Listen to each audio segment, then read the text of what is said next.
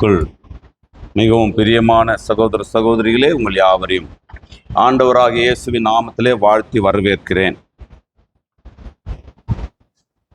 பிரியமானவர்களே, நாம் தீர்மானங்கள் என்கின்ற தொடர் போதனைக்குள்ளாக நாம் கடந்து போகிறோம். சில மாதத்துக்கு முன்பாக பிதாவின் தீர்மானம், இயேசுவின் தீர்மானம், ஆவியானவரின் தீர்மானம் என்பதை குறித்து சில காரியங்களை நாம் தியானித்திருக்கிறோம். இன்றைக்கு மனிதர்களாகிய நாம் எடுக்க வேண்டிய முக்கியமான சில தீர்மானங்களை நான் தொடர்ச்சியாக வருகிற வாரங்களிலே உங்களோடு கூட நான் பகிர்ந்து கொள்ளப் போகிறேன். எல்லாம் சந்தோஷமா இருக்கிறீங்களா? சந்தோஷமா இருக்கிறீங்களா? சந்தோஷமா இருக்கிறவங்களாம் ஒரு அல்லேலூயா சொல்லுங்க பார்க்கலாம். சரி, 7 முக்கியமான தீர்மானங்கள், 7 மோஸ்ட் இம்பார்ட்டன்ட் டிசிஷன். பிதாவின் தீர்மானம் என்ன? எபேசியர் 1:9-10 சொல்லுகிறது, வாசிக்க வேண்டாம். அங்கே வேதம் சொல்லுகிறது, கிறிஸ்துவுக்குள் நம்மை அவரோடு ஒப்புருவாக்கி கொள்ளுவது பிதாவின் தீர்மானம். இயேசு கிறிஸ்துவின் தீர்மானம் என்ன? எபிரேயர் 10:7, பிலிப்பியர் 2:6-8 வரை உள்ள வசனங்களை வாசித்தால், பிதாவின் சித்தத்துக்கு தன்னை அர்ப்பணிப்பதே கிறிஸ்துவின் தீர்மானமாய் இருந்தது. ஆவியானவரின் தீர்மானம் என்ன? யோவான் 16:13, 1 யோவான் 5:6 ஆகிய வசனங்களை நீங்கள் வாசித்து பாருங்கள். சத்திய ஆவியாகிய அவர் வரும்பொழுது சகல சத்தியத்திற்குள்ள உங்களை நடத்துவார். பரிசுத்த ஆவியானவர் தம்முடைய சுயமாய் பேசாமல் அவர் தம்முடைய சுயமாய் பேச மாட்டார். அவர் இயேசுவை குறித்து சாட்சி கொடுப்பதுதான் அவருடைய தீர்மானம். 1 யோவான் 5:6 தான் சொல்லுது. ஆவியானவர் சத்தியமாகியால் ஆவியானவரே என்ன பண்றாராம்? சாட்சி கொடுக்கிறாராம். கவனிக்கணும்.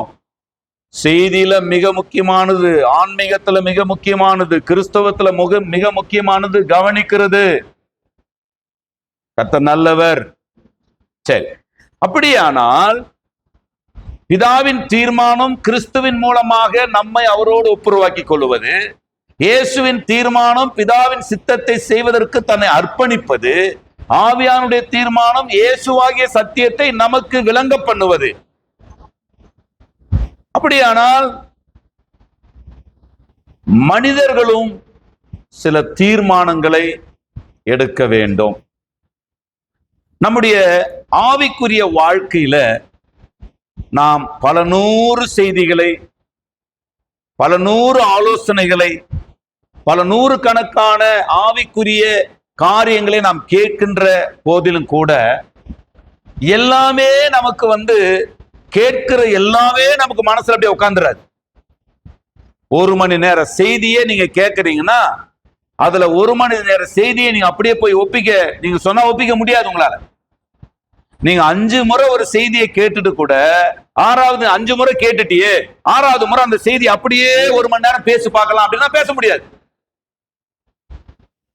அப்படியானால் நாம் அநேக டிவி மூலமாக, பத்திரிகைகள் மூலமாக, செய்திகளை யூடியூப் மூலமாக, பேஸ்புக் மூலமாக, இன்ஸ்டாகிராம் மூலமாக, நேரடியாக பல வடிவங்களிலே பல விதமான மனிதர்கள் மூலம், பலவிதமான இன்ஸ்ட்ருமெண்ட்கள் மூலமாக செய்திகளை கேட்க வேண்டி வந்தாலும், ஆலோசனைகளை கேட்க வேண்டி வந்தாலும், அவைகளை எல்லாவற்றையும் நம் மனதிலே பதிய வைத்துக் கொள்ள முடியாது. ஆனால் அவைகளின் நோக்கங்களை நாம் தீர்மானங்களாக நம்முடைய இருதயங்களிலே பதிய வைத்துக் கொள்ள முடியும்.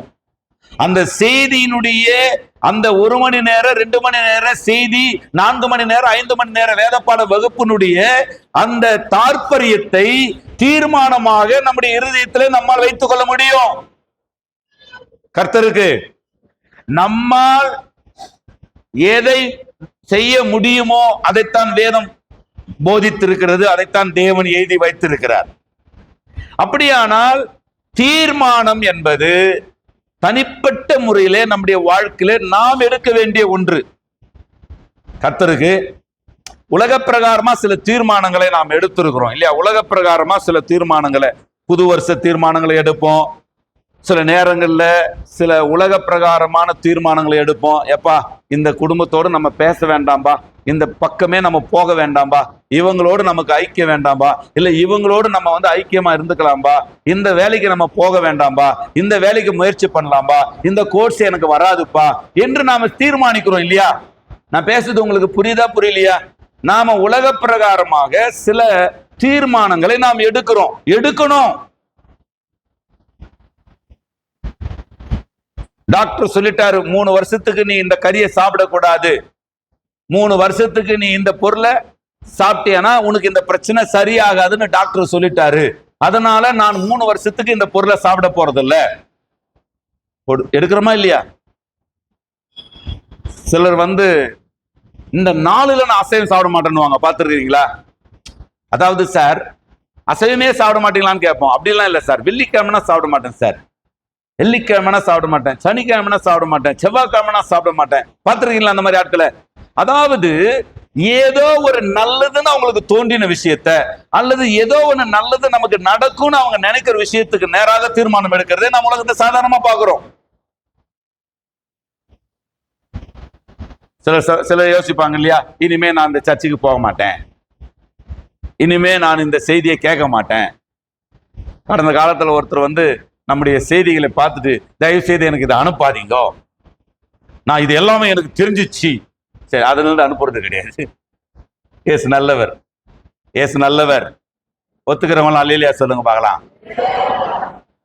பிரியமானவர்களே, உலக பிரகாரமாக நாம் எடுக்கிற தீர்மானங்கள் நல்லதா இருக்கலாம், கெட்டதா இருக்கலாம், பிரயோஜனமா இருக்கலாம், பிரயோஜனம் இல்லாம இருக்கலாம்.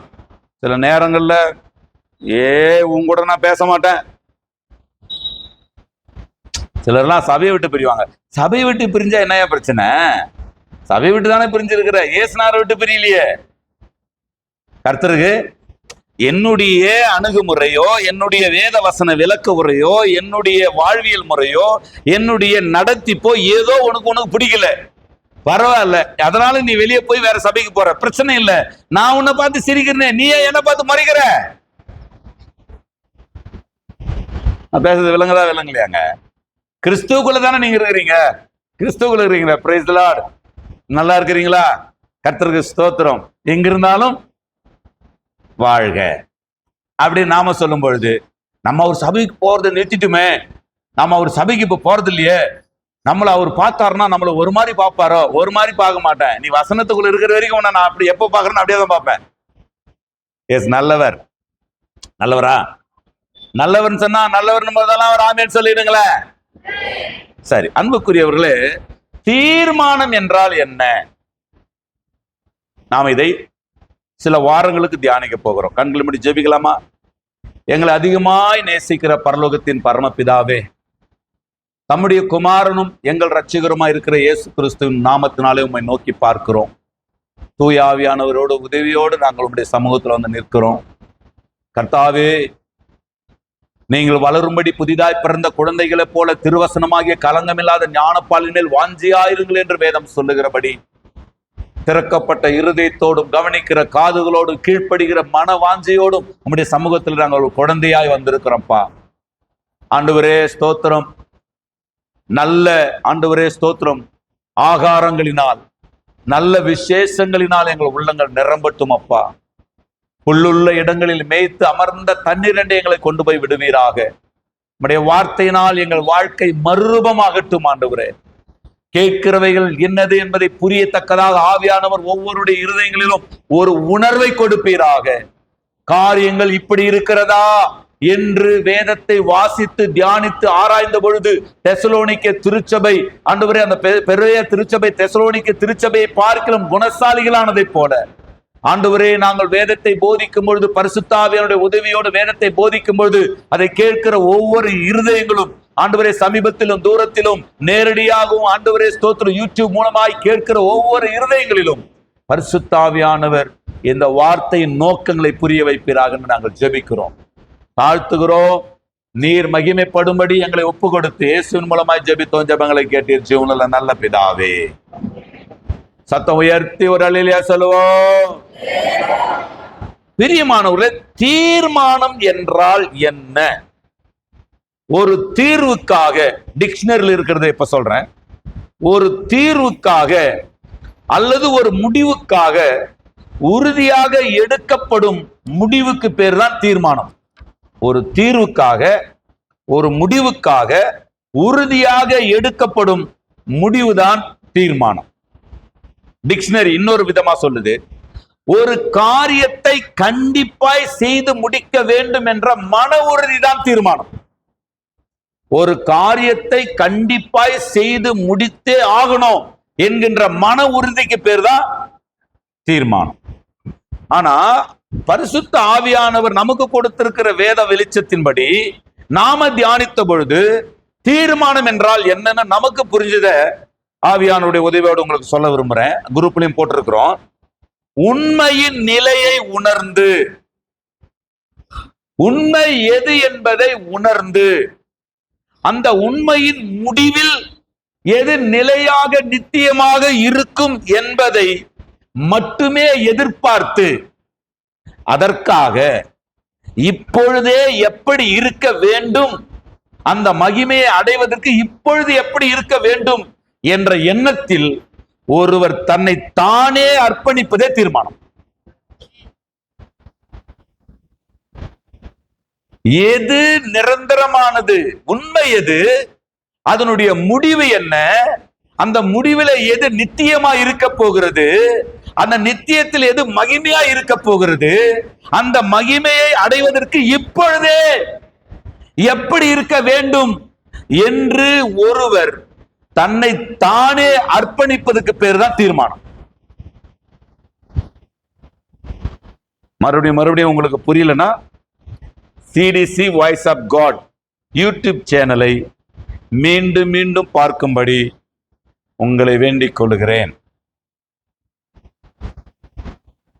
நல்லா கவனிக்கணும். பழைய ஏற்பாட்டுல பிரதிஷ்டை என்கின்ற வார்த்தை, பரிசுத்தவான்கள் கூட பார்த்தீங்கன்னா, அதாவது காலம் சென்ற அநேக தேவ மனிதர்கள், கர்த்தருக்கு ஸ்தோத்திரம், சில பரிசுத்தவான்கள் பிரதிஷ்டையில, pastor Sundaramaiah, pastor Sam Sundaramaiah, pastor Thomas Raj pastor, pastor Stephen pastor Pallavaram, இது போன்ற அநேக தேவ மனிதர்களுடைய வாழ்க்கையை நீங்க வாசித்தீங்கன்னு சொன்னா பிரதிஷ்டை என்கின்ற வார்த்தையை அவங்க அதிகமா பயன்படுத்துவாங்க.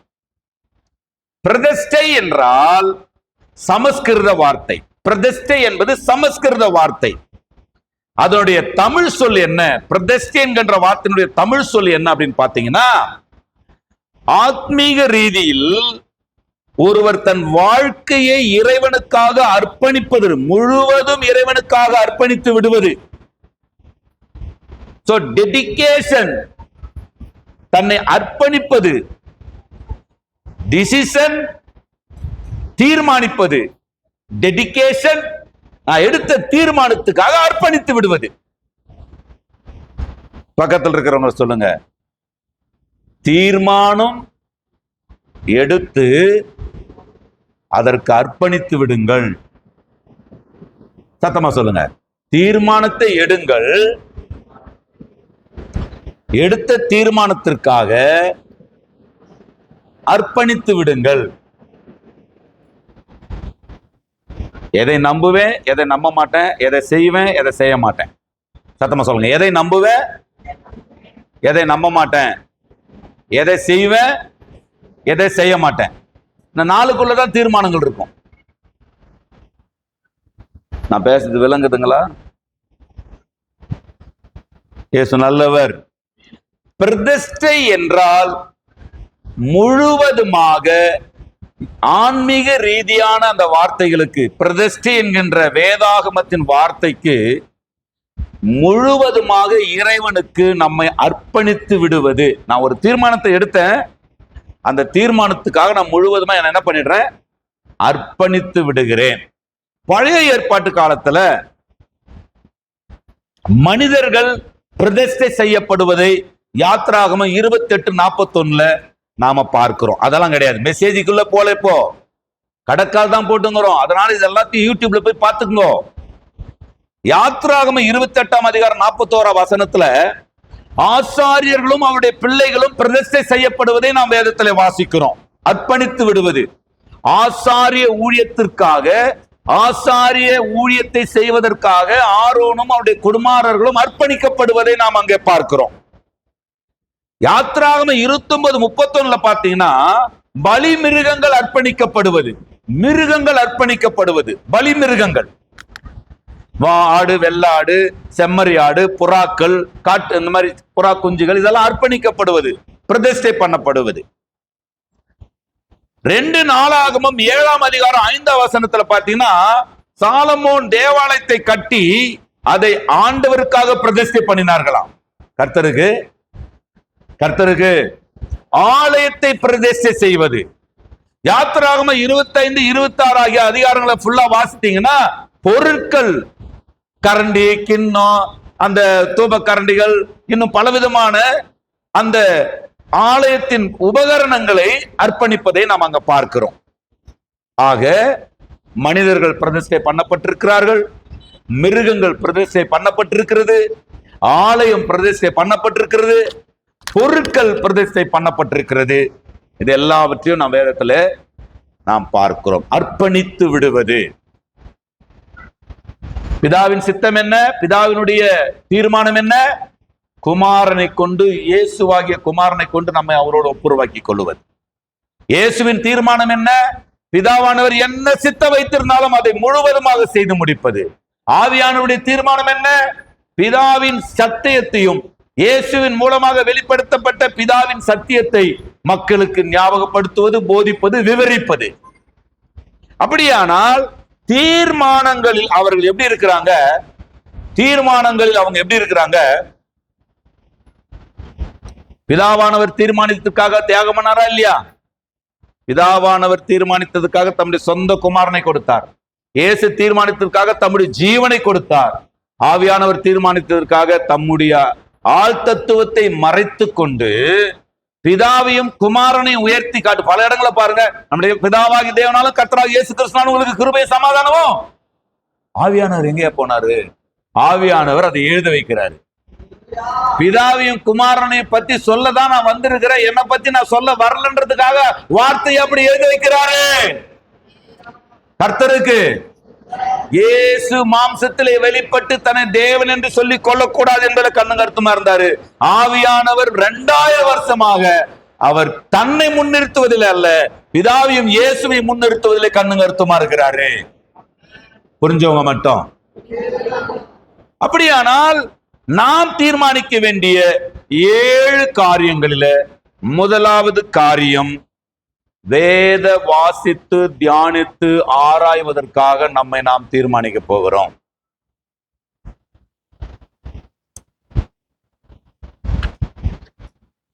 வேத வாசிப்புக்கும் ஆராய்ச்சிக்கும் நம்மை அர்ப்பணிக்க நாம் தீர்மானிக்க வேண்டும்.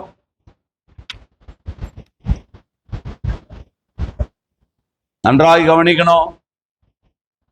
ஐஸ்வர்யவான் நரகம் பாதாளம் போயிட்ட பிற்பாடு அவனுக்கு ஆத்தும பாரம் வந்துச்சு. என்ன ஆத்தும பாரம்? ஐயோ, என் சகோதரர்கள் 5 பேர் இருக்கிறாங்க, அவங்க இந்த வேதனையில் இடத்துக்கு வரக்கூடாது. செத்த பின்னாடி சத்தியம் புரிஞ்சு பிரயோஜனம் இல்லை சகோதரா. இயேசு வந்து போன பிற்பாடு எங்க ஊழியக்காரர் சொல்லிட்டு இருந்தாரு, யூடியூப்ல இப்ப பாக்குறேன்னு சொன்னா, அந்த 10 கன்னிகைகளுமே எதற்காக தான் ஆசைப்பட்டாங்க? 10 கன்னிகைகளுமே எதுக்காக தான் ஆசைப்பட்டாங்க? மணவாளனுக்கு எதிர்கொண்டு போக புறப்பட்டார்கள் 10 பேருமே. அப்ப 10 பேருக்குமே என்ன ஆசை இருந்துச்சு? மணவாளனோடு அந்த கல்யாண விருந்துக்குள்ள பிரவேசிக்கணும். 10 பேருக்குமே நோக்கம் ஒண்ணுதான், ஆசை ஒண்ணுதான். 10 பேருமே தாமதிக்கிறார் என்று சொல்லும் பொழுது தூங்கிட்டாங்க.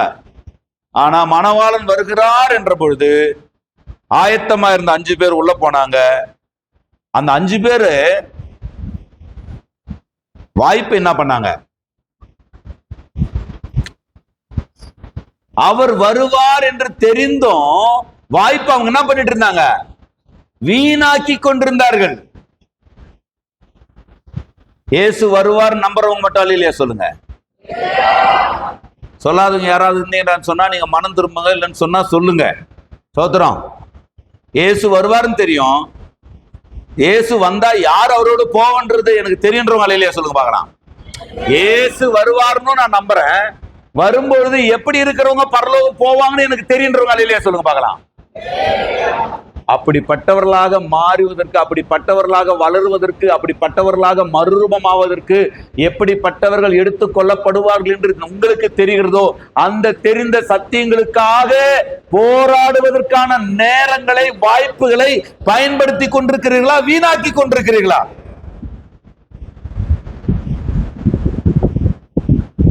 பயன்படுத்தி கொண்டிருக்கிறேன். இன்னும் இப்ப இருக்கிறத விட அதிகமா நான் பயன்படுத்திக் கொள்ள விரும்புறேன்றவங்க அல்லையா சொல்லுங்க பார்க்கலாம். நீங்க சொல்ற அலியே தெரியுது உங்களுடைய ஆயத்தம். ஏசு நல்லவர். சும்மா பேய் பிசாசி செய்வினை சூன்யம் அமாவாசை பௌர்ணமி கட்டுறேன், உடைக்கிறேன், எடுக்கிறேன், வைக்கிறேன். யார் அந்த கோமலா? யார் அந்த ஜஸ்டின்? யார் அந்த ராபின்? இந்த எப்படி ஓடி கிடக்குது? இப்படியே போக வேண்டியதுதான். வார்த்தையின் பக்கம் நம்முடைய கவனங்களை திருப்புவோம். ஆமென். முதலாவது ஒரு ஆவிக்குரியவர்கள் ரொம்ப ஸ்ட்ராங்கா எடுக்க வேண்டிய ஒரு தீர்மானம், வேதத்தை வாசித்து தியானித்து ஆராய்ந்து பார்ப்பேன். வெளிப்படுத்தின விசேஷம் இப்ப வாசிங்க, 1ஆம் அதிகாரம் 3ஆம் வசனம். வெளிப்படுத்தின விசேஷம் 1ஆம் அதிகாரம் 3ஆம் வசனம். இந்த தீர்க்க தரிசன வசனங்களை வாசிக்கிறவனும் கேட்கிறவர்களும் இதில் எழுதியிருக்கிறவைகளை கை கொள்ளுகிறவர்களும் பாக்கியவான்கள், காலம் சமீபமா இருக்கிறது. கர்த்தருக்கு ஐயா, ஏன் வேதப்பாட வகுப்புல உங்களுக்கு நல்லா படிக்க தெரியலனாலும் நீங்க வேதப்பாடு வகுப்புல ஒவ்வொரு நாளும் காலையில 5 மணிலிருந்து 6 மணி வரைக்கும் வேத வாசிப்பு தியானம் இருக்கிறது. போன் மூலமா, கான்பரன்ஸ் கால் மூலமா ஒவ்வொரு பகல் வேலையும், ஞாயிற்றுக்கிழமையை தவிர ஒவ்வொரு பகல் வேலையும் 10:30 மணிலிருந்து அல்லது 10:45 12:30 வரைக்கும் வேத வாசிப்பு இருக்கிறது. ஒவ்வொரு நாளும் இரவு நேரத்தில் 9:30 10:30 வரைக்கும் வேத வாசிப்பு தியானம் இருக்கிறது. ஆனால் இந்த வாய்ப்புகளை நீங்கள் பயன்படுத்தி கொள்ளுகிறீர்களா அல்லது அசட்டை பண்ணி கொண்டிருக்கிறீர்களா? நீதிமொழிகள் 28:9 சொல்லுகிறது, வேதத்தை கேளாதபடிக்கு தன் செவியை விலக்குகிறவனுடைய ஜெபம் எப்படிப்பட்டதா? ஐயா, வேதத்தை கேட்காதபடிக்கு நீ செய்கிற ஜெபம் மட்டுமல்ல, வேதத்தை கேளாமல் நீ செய்கிற ஆராதனை, நீ செய்கிற ஊழியம், நீ செய்கிற பிரயாசம், உன்னுடைய எல்லாமே வீண்தான். வேதத்தை கேளாதபடி செவியை விலக்கி விட்டு நீங்க என்ன தசமாம் கொடுத்தாலும் அது வேஸ்ட் தான். வேதத்தை கேட்காமல், வேதத்தை வாசிக்காமல், வேதத்தை தியானிக்காமல், வேதத்தை ஆராயாமல் நீங்கள் எடுக்கிற எந்த ஆவிக்குரிய முயற்சியும் வீணே.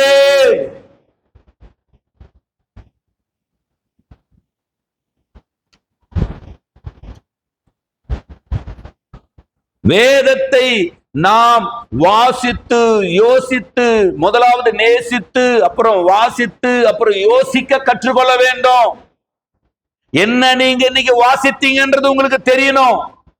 இன்றைக்கு வேண்டிய ஆகாரத்தை இன்று எங்களுக்கு தாரும் என்பது வெறும் உடல் தேவைக்கான ஒரு ஜெபம் மாத்திரமா இருக்கக்கூடாது. இன்றைய கால வேளையில் நீங்கள் சாப்பிடாவிட்டால், இல்லை என்றால் மதியம் நீங்கள் சாப்பிடாவிட்டால், நீங்கள் எப்பொழுது சாப்பிடுவோம் என்கிற எண்ணத்தில் இருப்பீர்களா? அல்லது பரவாயில்ல விடு, மதியம் சாப்பிடலன்னா கிடக்குது, 2 மணிக்கு சாப்பிடலான்னு சொன்னா தோற நம்ம 8 மணிக்கு சாப்பிடலாம் நினைப்பீங்களா? அல்லது 2:30 மணிக்கு 3 மணிக்கு சாப்பிடணும் நினைப்பீங்களா? இல்லைங்க, மதிய சாப்பாடு மாமூலா 1 to 2, அந்த நேரம் மிஸ் ஆயிருச்சு. 2 மிஸ் ஆயிருச்சுன்றதுனால அத்தோட நைட்டு சாப்பாடு 8:30 மணிக்கு சாப்பிடணும்னு நினைப்பீங்களா? அல்ல 2:30 மணிக்கு ஏதாவது சாப்பாடு கிடைச்சா சாப்பிடுவீங்களா? ஒரு மாதிரி பாக்குறீங்கோ.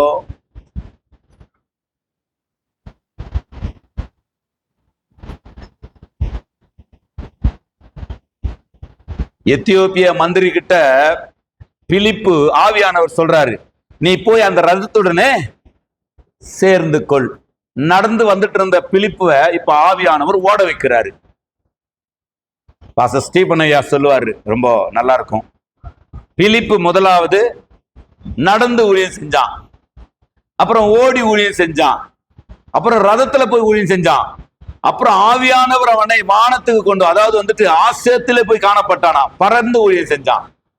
ஊழியக்காரனே, நீ நடந்து ஊழியம் செஞ்சியா கர்த்தர் உன்னை ஓட வைப்பாரு. அப்புறமா ரதத்துல போவ, ரதனா காரு, ஓடுறதுனா ஸ்கூட்டரு, அப்புறமா காரு, அப்புறமா பிளைட்ல போக வைப்பாரு. கர்த்தருக்கு பிளைட்ல போறது பெருசு இல்ல, பிளைட்டா போறது தான் பெருசு. வார்த்தை கொண்டு போனோம், உலகத்தையே கொண்டு போனோம், தியாலஜிக்கல் மெசேஜை கொண்டு போனோம், இறையல் கோட்பாட்டை கொண்டு போனோம், உலகத்திற்கே இந்த சத்தியத்தை சொல்லணும். ஆமென். ஞாயிற்றுக்கிழமை பிரசங்கம் பண்ணிக்கிறமே இதை இல்ல, பைபிள் ஸ்டடியில தியானம் பண்ணிக்கிறமே அதை ஒரு கோர்வையாக்கி இனி வர காலத்துல கர்த்தருக்கு சித்தமானால் ஒரு 10 இல்ல 15 நிமிட செய்தியாக நாம பதிவு செய்யலான்னு பிரயாசப்பட்டு கொண்டிருக்கிறோம். அதுதான் நம்முடைய பெரிய ஊழியமா நான் நினைத்து கொண்டிருக்கிறேன், இறையியல் கோட்பாட்டை கிறிஸ்தவர்களுக்கு போதிப்பது. சரி, அப்படியானால் நாம் வேதத்தை கேட்காமல், பிலிப்பியர் 2ஆம் அதிகாரம் 14ஆம் வசனத்தில் சொல்லுகிறது, நான் வீணாக ஓடினதும் வீணாக பிரயாசப்பட்டதும் இல்லை என்கிற மகிழ்ச்சி கிறிஸ்துவின் நாளில் எனக்கு உண்டாயிருப்பதற்கு ஜீவ வசனத்தை பிடித்து கொண்டு உலகத்திலே சுடர்களை போல பிரகாசிக்கிற நீங்கள். அப்படியானால் ஓடுகிறது வீணல்ல, பிரயாசப்படுகிறது வீணல்ல. அழைத்தாரே, அழைத்தவரும் வீணா அழைக்கல, அழைக்கப்பட்ட நானும் வீணாக போயிடல. நான் படித்த வேதாகம கல்லூரி வீணல்ல, நான் எடுத்த பயிற்சிகள் வீணல்ல.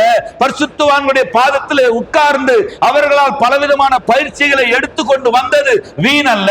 வாழ்க்கையின் வாலிபத்தை 17 வயதில் முழு நேர ஊழியத்துக்கு ஒப்பு கொடுத்து இப்படிப்பட்ட வறட்சியான ஒரு திருவண்ணாமலை போன்ற வறண்ட ஒரு கிராமத்தில், வறண்ட ஒரு மாவட்டத்தில் வந்தோம். ஏறக்குறைய 28-30 ஆண்டுகளாக ஊழியத்தை செய்வது வீணல்ல என்று அவருடைய வருகையிலே எனக்கு மகிழ்ச்சி உண்டாகணும். இயேசுவின் வருகையிலே நீங்கள் ஜீவ வசனத்தை பிடித்துக் கொண்டு நீங்கள் தான் எடுத்துக்கொள்ளப்படுவீர்கள். எவ்வளவு பெரிய சபை கட்டினோம் என்பதே சந்தோஷம் அல்ல, எவ்வளவு ஆத்துமாக்களை சபையில கொண்டு வந்து சேர்த்தோம் என்பதே சந்தோஷம் அல்ல, எவ்வளவு பெரிய பிரம்மாண்டமான போதகர் என்று பெயர் எடுத்தோம் என்பது பெரிய விஷயம் அல்ல, எவ்வளவு பிரபலம் அடைந்தோம் என்பது பெரிய விஷயம் அல்ல. என் அன்பு சகோதர சகோதரிகளே, உண்மையான ஒரு தேவனுடைய உண்மையான ஊழியக்காரனுடைய மகிழ்ச்சி, உண்மையாக தேவனுடைய மகிழ்ச்சி இயேசுவின் வருகையின் பொழுது எத்தனை பேர் ஜீவ வசனத்தை பிடித்துக் கொண்டு அவரோடு கூட எடுத்துக்கொள்ளப்பட போகிறீர்கள் என்பதிலே தான் இருக்கிறது.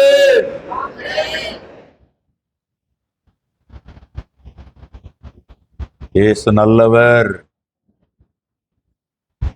நீங்க படிக்கிற எந்த படிப்பும் உங்களுக்கு உதவி செய்ய போறது கிடையாது. உங்களுடைய எந்த பூமிக்குரிய அறிவும் இயேசுவின் வருகைக்கு உதவி செய்ய போறது கிடையாது. பிரசங்கிக்கப்படுகிற இந்த வார்த்தைகளை நீங்கள் எந்த அளவுக்கு பிடித்துக் கொள்கிறீர்கள், பிடித்து கொண்ட வார்த்தையில எந்த அளவுக்கு நீங்கள் உறுதியாய் பற்றி கொள்ளுகிறீர்கள் என்பதை பொறுத்து தான் நீங்கள் ரகசிய வருகையில பங்கடைய போகிறீர்களா இல்லையா என்பது அடங்கி இருக்கிறது. புரியுதுன்றவங்க புரியுதா, புரியலையா? இயேசு நல்லவர். ஏன் வேதத்தை வாசித்து தியானிக்கணும் அப்படின்னா, ஏன் வேதத்தை வாசித்து தியானிக்கணும்? ஓசியா 8ஆம் அதிகாரம் 12வது வசனம். ஓசியா 8:12.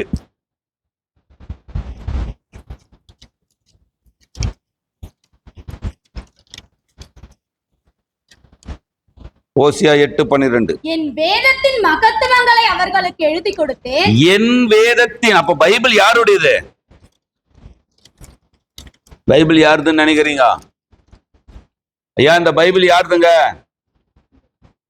உங்களுதா?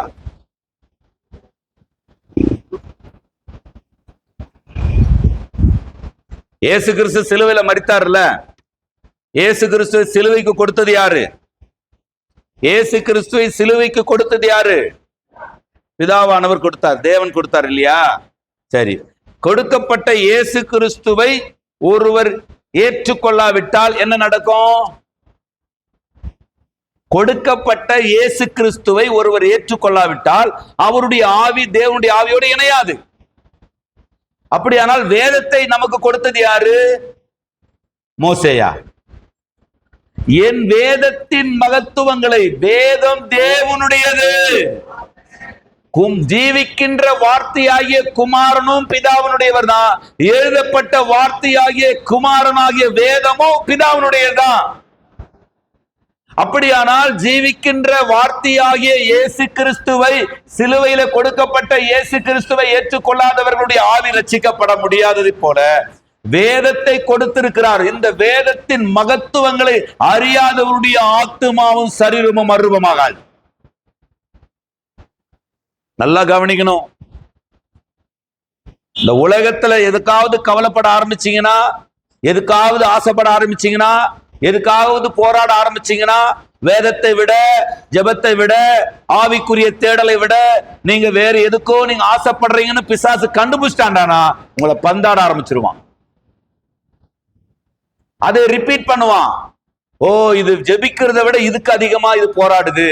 இவன் வேத வாசிக்கிறத விட இவன் வேலைக்காக போராடுறான். இவன் ஜெபிக்கிறத விட இவன் இந்த காரியத்துக்காக ஆசைப்படுறான். இவன் பரிசுத்தமா வாழ்வதை விட இதுக்கு ஆசைப்படுறான். இவன் சபைக்கு போறதை விட இதுக்கு ஆசைப்படுறான். இவன் ஊழியம் செய்யறதை விட இதுக்கு ஆசைப்படுறான்னு பிசாசு உணர்ந்துட்டா அதையே திரும்ப திரும்ப உங்க தேவையா மாத்தி விட்டுருவான்.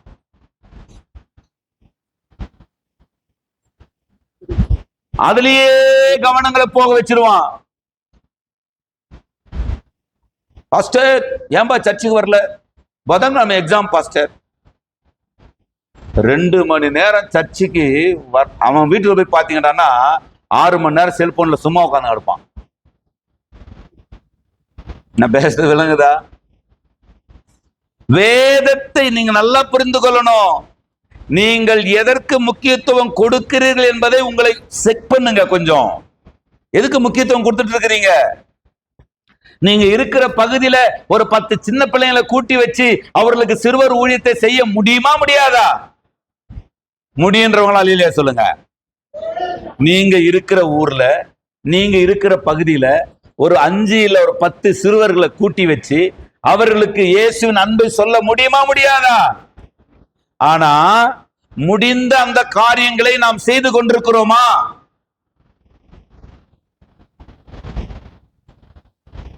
ஒரு பைபிள் காலேஜ்ல, அது ஒரு ட்ரெடிஷனல் பைபிள் காலேஜ், அவங்க பரிசுத்த ஆவியானவரை நம்புவாங்க.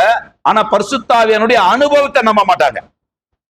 பரிசுத்த ஆவியானவர் கொடுக்கிற பரவசத்தை நம்ப மாட்டாங்க. பரிசுத்த ஆவியானுடைய வரங்களை நம்ப மாட்டாங்க. பரிசுத்த ஆவியானுடைய வல்லமைகளை நம்ப மாட்டாங்க. பரிசுத்த ஆவியானுடைய அந்நிய பாஷை அடையாளங்களை அவங்க நம்ப மாட்டாங்க. அப்படிப்பட்ட ஒரு பைபிள் காலேஜ் அது. ஆனா ஒரு பாஸ்டருடைய பொண்ணாங்க பைபிள் காலேஜ் படிக்க போனாங்க. ஒரு பாஸ்டருடைய பொண்ணு, அவங்க சாதாரணமா இருப்பாங்க பாக்குறதுக்கு. அங்க படிக்கிறது பல மாநிலத்து ஸ்டூடெண்ட் படிக்கிற ஒரு பைபிள் காலேஜ் அது. எல்லாம் அப்படியே பைபிள் காலேஜே ஒரு செக்குலர் காலேஜ் மாதிரி அப்படியே ஜாலியா இருக்குது. இந்த அம்மா, இந்த சகோதரி போனாங்க, ஒரு பிரேயர் ஸ்டார்ட் பண்ணாங்க. பைபிள் காலேஜ் போற நேரம், பைபிள் காலேஜ்னா காலையில ஒரு 10 மணில இருந்து சாயங்காலம் 4 மணி வரைக்கும் தான். அப்புறமா ஃப்ரீ தானே, சின்ன சின்ன வேலைகள் இருக்கும், அதை முடிச்சுட்டோம்னா ஃப்ரீ தான். இவங்க ஒரு பிரேயர் செல் தொடங்குறாங்க. 7 to 8 எவ்ரிடே 7 to 8 ஒரு பிரேயர் செல் தொடங்குறாங்க. ஒரு சிலர் ரூம்ல பைபிள் காலேஜே படிச்சாலும் மனம் திரும்ப பைபிள் காலேஜ் படிச்சு உட்காந்துருப்பான். அவனுக்கு ஜெபம் பண்ணா பிடிக்காது, பைபிள் படிச்சா பிடிக்காது, லைட் போட்டா பிடிக்காது, டிஸ்கஸ் பண்ணா பிடிக்காது. தூக்கம் வருதுயா, சும்மா தொல்லை பண்ணி கிடக்குறீங்க, நீங்க மட்டும் தான் ஆவிக்கிறீங்களே, எல்லாரும் தான் பைபிள் காலேஜ் படிக்க வந்திருக்கு அப்படின்னு வானுங்க. அந்த மாதிரி குரூப்புங்க இருக்குது எல்லா இடத்துலையுமே. அதனால அந்த புள்ள என்ன பண்றாங்க, அந்த சகோதரி என்ன பண்றாங்கன்னா, அதுக்கு பெரிய ஒரு கேம்பஸ், அது பெரிய லேண்ட் உள்ள ஒரு நிலம் உள்ள ஒரு கேம்பஸ், அதுல ஒரு மூலையில ஒரு சின்ன ஒரு லைட் வெளிச்சத்து இருக்கிற இடத்துல போயிட்டு அவங்க பிரேயர் ஸ்டார்ட் பண்றாங்க. அவங்களோடு ஒரு 3 வாலிப பெண்கள் சேர்ந்து ஜெபிக்க ஆரம்பிக்கிறாங்க. கர்த்தருக்கு 3வது வருஷத்துல அந்த ஸ்தாபனம், அந்த ஸ்தாபனத்துக்குன்னு ஒரு ஸ்ட்ரக்சர் இருந்துச்சு பாத்தீங்களா, அதை உடைச்சி எந்த சபை எல்லாரும் எழுந்திருப்போமாக, உட்காருவோமாக, நிற்போமாக அப்படியே சாதாரணமா ஸ்டூடெண்ட்டுங்களை வெறும் அகாடமிக் மட்டும், வெறும் போதனை மட்டும் போதித்து கொண்டிருந்த அந்த ஸ்தாபனத்துல ஒரு மறுமலர்ச்சி அந்த பெண் உண்டாக்கி விட்டாள். அந்நிய பாஷை எல்லாரையும் அந்நிய பாஷை பேச, எல்லாரையும் ஆவில நிரம்பி, எல்லாரும் குதிக்க வைக்குது, எல்லாரும் கைத்தட்டு, எல்லாரையும் பாட வைக்குது, எல்லாரையும் ஊழியத்துல ஓய்வு நேரம் நடிச்சிச்சுன்னு சொன்னா தூங்குறவன் இப்ப ஏஞ்சி ஊழியம் செய்ய ஆரம்பிச்சான். பக்கத்தில் இருக்கிற கிராமங்களுக்கு போவோம், பட்டணங்களுக்கு போவோம், 4 பேரா பிரிஞ்சு இந்த கிராமத்துக்கு நீ போன்னு சொல்லிட்டு அங்கேயே ஊழியத்தை தொடங்கிச்சு அந்த அம்மா. கர்த்தருக்கு ஸ்தோத்திரம். நீ தீபமா இருப்பாயானால் எந்த காரியங்களிலும் உன் வெளிச்சத்தை யாராலும் தடுத்து விட முடியாது. நீ ஜெபிக்கணும்னு தீர்மானிச்சிட்டியானா உன்னை சுத்தி 99 பேர் ஜெபிக்காதவர்கள் இருந்தாலும் உன்னுடைய ஜெபத்தை அவர்களால் தடுத்து விட முடியாது. நீ வேதத்தை வாசிக்க தீர்மானித்து விடுவாயானால் உன்னுடைய கடினமான உறவுகளின் நடுவில் உடைக்கப்பட்ட நிலையிலிருந்தும் உன்னால் வேதத்தை வாசித்து உன் குடும்பத்தை ரட்சிப்புக்குள் கொண்டு வர முடியும். அதுக்கு ஒரு குடும்பம் இங்க சாட்சியா இருக்கிறது. ஆமென். பீரோவுல பைபிளை வச்சு படிச்சு தான் கணவரை ரட்சிப்புகளை கொண்டு வந்து, தன் பிள்ளை தன் குடும்பங்களை ரட்சிப்புகளை கொண்டு வந்த சகோதரி இங்க சாட்சியா இருக்கிறாங்க. ஏசு நல்லவர். நீங்கள் ஆவிக்குரிய காரியங்களில் எடுக்கிற தீர்மானத்திற்காக நீங்கள் தியாகம் செய்ய ஒப்பு கொடுப்பீர்களானால் உங்களுடைய தீர்மானங்களுக்கு உதவி செய்கிறதுக்கு மாத்திரமல்ல, வழிகளையும் வாசல்களையும் திறந்து கொடுப்பதற்கு அவர் மிகவும் நல்லவரும் வல்லவருமாகிய தேவனாய் இருக்கிறார். புரிஞ்சவங்க மட்டும். ஓசியா தீர்க்க தரிசன புஸ்தகத்துல ஓசியாவின் மூலமாக அந்த பாபிலோனில் இருந்த இஸ்ரவேல் மக்களுக்கு தேவன் சொல்றாரு, என் வேதத்தின் மகத்துவங்களை மோசேயின் மூலமா உங்களுக்கு எழுதி கொடுத்தனே. வேதத்தை எப்பொழுதெல்லாம் நீங்க கவனிக்கிறீங்களோ அப்பொழுதெல்லாம் அவர் உங்களை கவனிப்பார், உங்கள் சத்துருக்களையும் கவனிப்பார். உங்களை கவனிப்பார், உங்கள் சத்துக்களை கவனிப்பார். உங்களை கவனிக்கிறது வேற மாதிரி இருக்கும், உங்கள் சத்துருக்களை கவனிக்கிறது வேற மாதிரி இருக்கும். நான் கவனிச்சுக்கிறேன், நீங்க பயப்படாதீங்க, நான் கவனிச்சுக்கிறேன், நீ விட்டுரு. 2 வார்த்தை தான். உங்களை கவனிக்கிறது ஒரு மாதிரி இருக்கும், உங்க சத்துருக்களை கவனிக்கிறது ஒரு மாதிரி இருக்கும். ஆனா அந்த பாபிலோனிய அடிமைத்தனத்துக்கு போன இஸ்ரவேல் மக்கள் மோசே என்கின்ற தேவ மனிதனால் எழுதி கொடுக்கப்பட்ட அந்த திவ்ய சத்தியங்களை, அந்த மேன்மையான சத்தியங்களை மறந்து விட்டார்கள். ஒரு இடத்திலிருந்து இந்த இடத்துக்கு போனா இன்றைக்கு பாருங்க, ஒரு பெரிய ஒரு நஷ்டம் என்னன்னா, சபையிலிருந்து ஏதோ ஒரு காரணத்துக்காக படிப்புக்கோ வேலைக்கோ ஏதோ ஒரு சந்தர்ப்ப சூழ்நிலைக்காக வெளியே போறவங்க சபையோட ஆரோக்கியமான தொடர்பை வைப்பது இல்லை. அது ஆபத்து.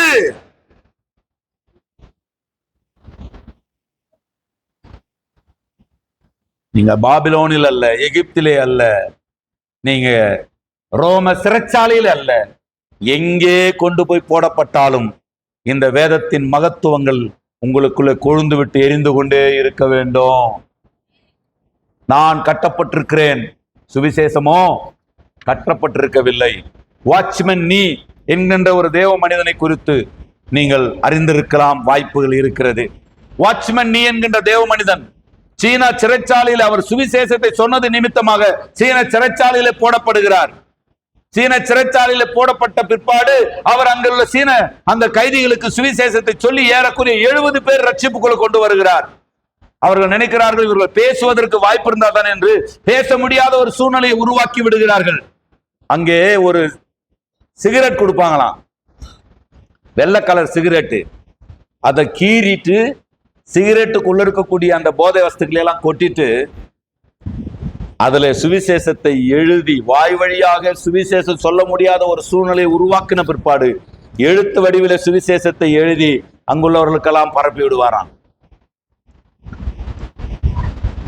நாம் காரணங்களை சொல்லிக்கொண்டு நாம் கர்த்தருடைய மகிமையை அசட்டை பண்ணி கொண்டிருக்கிறோம். நான் ஏன் பைபிள் படிக்கிறேன்னா என்று காரணங்களை கண்டுபிடிச்சு வச்சிருக்கிறோம். நான் ஏன் ஜெபத்துக்கு வர்றதில்லைனா என்று காரணங்களை கண்டுபிடிச்சு வச்சிருக்கிறோம். நான் ஏன் சபையோடு ஐக்கியமா இருக்க முடியலன்னா காரணங்களை கண்டுபிடிச்சு வச்சிருக்கிறோம். ஒன்றை புரிந்து கொள்ளுங்கள், உலக பிரகாரமான ஒரு இலக்கை அடைவதற்கு எதையோ நாம் தியாகம் செய்கிறோமே, உலக பிரகாரமான ஒரு இலக்கை அடைவதற்கு எதையோ நாம் மாற்றிக்கொள்கிறோமே, அதை விட அதிகமாக ஆவிக்குரிய காரியங்களிலே வளர்வதற்கு இந்த உலகத்தின் எதையும் மாற்றிக்கொள்ள நாம் ஆயத்தமாக இருக்க வேண்டும். புரிந்தவர்கள் மாத்திரம். கர்த்தருக்கு அன்புக்குரியவர்களே, வேதத்தின் மகத்துவம் என்கின்ற வார்த்தைக்கு ஆங்கிலத்தில் எப்படி, அதாவது பெருமை, என்னுடைய பெருமைகளை எழுதி கொடுத்தேன் என்று எடுத்துக்கொள்ளலாம். என்னுடைய சிறப்புகளை எழுதி கொடுத்திருக்கிறேன், என்னுடைய மகிமையை எழுதி கொடுத்திருக்கிறேன். ஆங்கிலத்தில் எப்படி இருக்குது, என்னுடைய greatness, it's my excellence, it's my majesty, என்னுடைய பெருமையை எழுதி கொடுத்திருக்கிறேன் உங்க கையில. ஆண்டவர் தன்னுடைய சிறப்பை நமக்கு எழுதி கொடுத்திருக்கிறார். ஆண்டவர் தன்னுடைய மகிமையை எழுதி கொடுத்திருக்கிறார். ஆனால் இந்த மகிமையை, இந்த சிறப்பை, இந்த பெருமையை நாம் என்ன நினைச்சுக்கிறோம்? இது நமக்கு இல்ல பழகுது, அந்நியர்களுக்கு. அந்நியர்களுக்காக உங்க கையில பைபிள் கொடுக்கப்படல. உங்க கையில கொடுக்கப்பட்டிருக்கிற பைபிள் உங்களுக்கு சொந்தமாக தேவன் உங்களுக்கு கொடுத்து, நீங்க கையில காசு கொடுத்து வாங்கியிருக்கலாம்.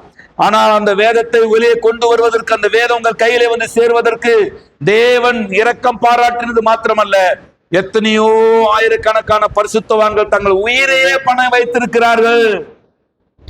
தேவனுடைய மகத்துவத்தை நாம் அறிந்து கொள்வதற்காக, தேவனுடைய சிறப்பை நாம் அறிந்து கொள்வதற்காக, தேவனுடைய ஸ்தோத்திரம் அந்த புகழ்ச்சியை நாம் அறிந்து கொள்வதற்காக தங்களை மெழுகாய் உருக்கி ஊற்றின எத்தனையோ பேருக்கு மேலே இந்த வேதம் நம்முடைய கைகளிலே கிடைத்திருக்கிறது என்றால் அதை சாதாரணமாக நாம் அசட்டை பண்ணிவிடக் கூடாது, அற்ப காரியமா எண்ணிவிடக் கூடாது.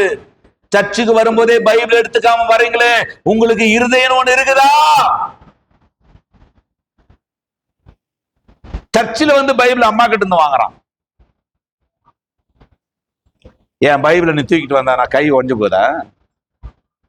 வேதத்தை நீ சுமந்து கொண்டு வருவாய், ஆனால் நீ வலிமை இழக்கும் போது வேதம் உன்னை சுமக்கும். இந்த வேதத்தை இன்றைக்கு நீ சுமந்தால் வாலிப மகளே, மகனே, இந்த வேதாகமம் உன்னை எதிர்காலத்தில் சுமக்கும். வேதத்தை வாசிங்கள், வேதத்தை வாசிங்கள், அது மகத்துவம். இரண்டாவது ஏன் வேதத்தை நம்ம வாசிக்கணும் அப்படின்னா, கொலோசியர் 2ஆம் அதிகாரம் 9ஆம் வசனம். வேகமா கொலோசியர் 2ஆம் அதிகாரம் 9ஆம் வசனம். தேவத்துவத்தின் பரிபூரணம் எல்லாம் சரீர பிரகாரமாக யாருக்குள்ள இருக்குதா? தேவத்துவத்தின் பரிபூரணம் எல்லாம் சரீர பிரகாரமாக கிறிஸ்துவுக்குள்ள என்ன பண்ணுதான்? வாசமாயிருக்கிறது. அப்படியானால் தேவன் தன்னை தன்னுடைய வேதத்திலே வெளிப்படுத்தி இருக்கிறார். ஏன் வேதத்தை வாசிக்கணும்? தேவன் தன்னை தன்னுடைய வார்த்தையில என்ன பண்றாராம்? வெளிப்படுத்தி இருக்கிறார். நான் சொல்ல வருது புரியுதுங்களா? ஏன் வேதத்தை வாசிக்கணும்?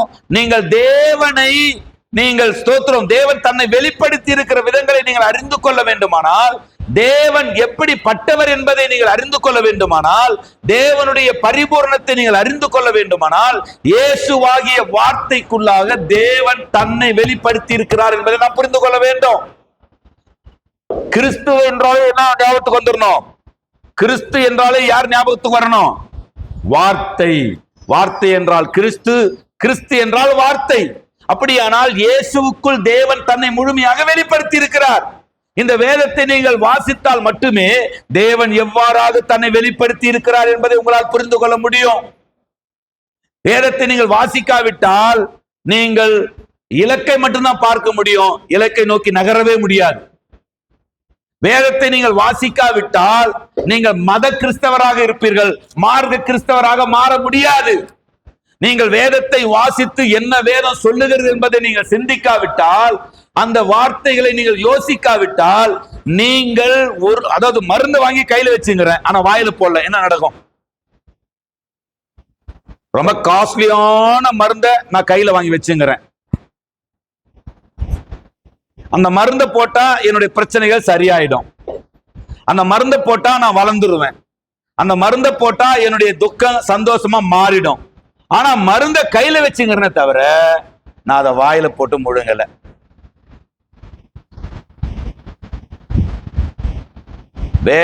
ரட்சிக்கப்பட்ட பிற்பாடு வேதத்தை வாசிக்காதவர்கள் ரட்சிக்கப்படாதவர்களுக்கு சமம்.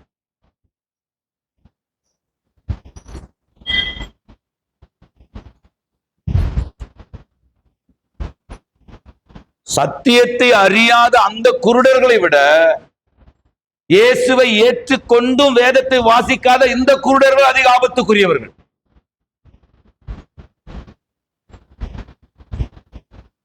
அப்படியானால் அன்புக்குரிய தேவனுடைய பிள்ளைகளை நல்லா கவனிங்க. கொலோசியர் 1ஆம் அதிகாரம் 25ஆம் வசனத்தை நான் உங்களுக்காக வாசிக்கிறேன். ஆதி காலங்களுக்கும் தலைமுறைகளுக்கும் மறைவாயிருந்து இப்பொழுது அவருடைய பரிசுத்தவான்களுக்கு வெளியாக்கப்பட்ட ரகசியமாகிய தேவ வசனம், உண்மையான ரகசியம், mystery of God, secret of God. உண்மையான ரகசியம் எதுங்க? கர்த்தர் எனக்கு ரகசியத்தை வெளிப்படுத்துகிறார் சிஸ்டர், கர்த்தர் எனக்கு ரகசியத்தை வெளிப்படுத்துகிறார் பிரதர். நம்ம கிட்ட சொல்லாதெல்லாம் அவர்கிட்ட சொல்லுவார் போனது அப்படின்னு நிறைய பேர் என்ன பண்ணுவாங்க, தலையை கொண்டு போய் நீட்டுவாங்க. ஐயா என்னை பத்தி என்ன சொல்றாரு, உன்னை பத்தி என்ன சொல்றாரு, என்கிட்ட கொண்டாந்து தலையை நீட்டினீங்கன்னா உங்களை பத்தி என்ன சொல்றாரு. நான் சொல்றேன், ஒழுங்கா உன் கையில் உள்ள பைபிளை படிக்க சொல்லுகிறார். இல்லையா சொல்லுங்க.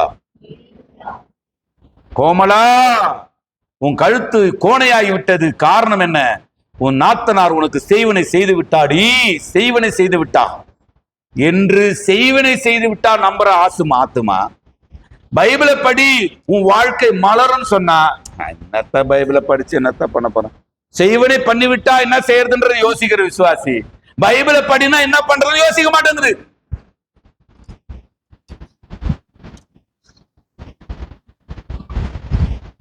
பூரணமாக தேவன் தன்னுடைய சித்தத்தை தன்னுடைய வார்த்தையிலே வெளிப்படுத்தி இருக்கிறார்.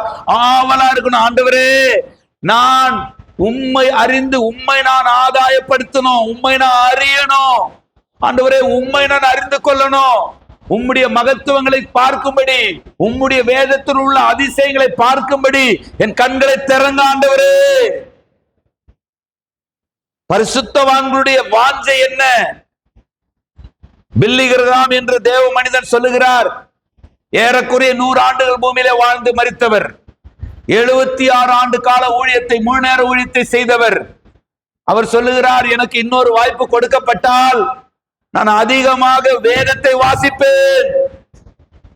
நான் வேதத்தை வாசித்த நேரம் கம்மி என்று சொல்றார். ஒரு நாளைக்கு 4 மணி நேரம் வேதத்தை வாசித்த ஒரு தேவ மனிதன், ஒரு நாளைக்கு 4 மணி நேரம் வேதத்தை வாசிப்பதற்கு ஒப்பு கொடுத்த தேவ மனிதன் சொல்லுகிறார், நான் வேதத்தை வாசித்த நேரம் குறைவு என்றால், பைபிளை ஒரு அதிகாரம் கூட வாசிக்காம பல வருஷமா டிராவல் பண்ணிட்டு இருக்கிற உங்களுடைய நிலைமை என்னவாகுன்னு யோசித்து பாருங்க. பாஸ்டர் கூட்டு வச்சு காணிக்கை கொடுத்து கறி சோறு போட்டு தயிர் சோறு போட்டு நீங்க தசம பாகத்தை போட்டா பரலோகம் போயிடலான்னு தப்பு கணக்கு போடாதீங்க. ஐயா எனக்கு படிக்க தெரியாது, என்ன பண்றது? நோட்டை மட்டும் எப்படி என்ன தெரியுது? படிக்க தெரியல, 1000 ரூபாய்க்கு ஒரு 500 ரூபாய் 200 200 கொடுத்துட்டு சரியா போச்சுன்னா ஒத்துக்கிறீங்களா? அப்ப மட்டும் இன்னொரு 100 ரூபாய் குறையுதுன்னு சொல்றீங்களா? அது எப்படி? செய்தியை கேளுங்க, வசனத்தை யூடியூப்ல கேசட்ல கேளுங்க. ஒரு எதுக்கோ போனை யூஸ் பண்றீங்களே, வேதத்தை கேட்பதற்காக ஏன் போனை யூஸ் பண்ண கூடாது? இயேசு நல்லவர்.